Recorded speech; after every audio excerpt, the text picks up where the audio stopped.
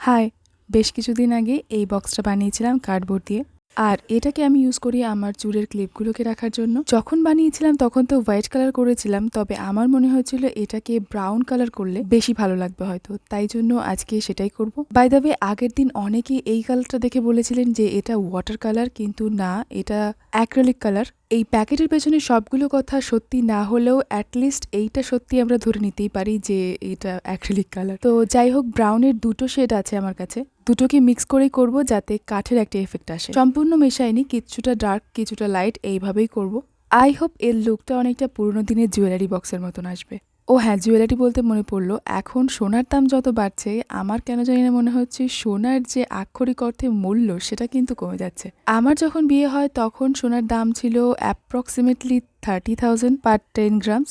তখন পিসি, মাসি, মামা এরকম ক্লোজ রিলেটিভসরাই শুধু সোনার দেওয়ার চেষ্টা করতেন। এরকম রিলেটিভস বাদে বাকি যে কাছের মানুষেরা থাকতো তারা বেশিরভাগ জনই কাঁসার দিকেই ঝুঁকতেন, বা ভালো শাড়ি, চুড়িদার, ব্যাগ, এই ধরনের জিনিসপত্র। কিন্তু বর্তমানে মোবাইল খুললেই একটা জিনিস দেখতে পাওয়া যাচ্ছে, কিছু সোশ্যাল ইনফ্লুয়েন্সার যারা আছেন তারা জাস্ট কয়েকদিনের পরিচয়ের অন্য ইনফ্লুয়েন্সারদের বিভিন্ন অনুষ্ঠানে সোনার জিনিস গিফট দিচ্ছেন। এতে আমার কোনো প্রবলেম নেই এবং থাকা উচিতও নয়, তবে এটা নিয়ে যে নাটক চলে, সাথে তাদের কমেন্ট সেকশনে যেসব কথা লেখা হয়, তাতে সাধারণ মানুষেরা কিন্তু সমস্যায় পড়বেন।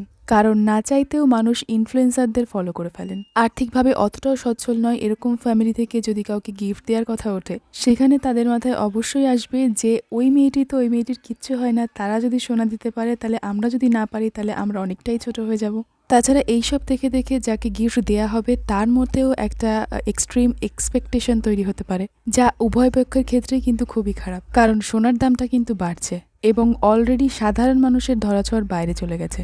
তাই আপনাদের কাছে আমার ছোট্ট একটা রিকোয়েস্ট, যাকে যা খুশি দিন, শুধু এই রিলেটেড ভিডিও বানাবেন না। তবে আমি জানি যে সমস্ত ইনফ্লুয়েন্সারদের কাছে সম্পর্কের আগে কন্টেন্ট থাকে, তাদের কাছে আমার এই রিকোয়েস্টটা খুবই সামান্য এবং তুচ্ছ। আমার সঙ্গে হয়তো অনেকের মতামত মিলবে, আবার মিলবে না, তবে বেশ অনেক দিন হলো এই কথাগুলো মনের মধ্যে জমে আছে, তাই আপনাদেরকে জানালাম। আর এই বক্সটা রং করে কি ভুল করলাম না ঠিক করলাম অবশ্যই জানাবেন কিন্তু।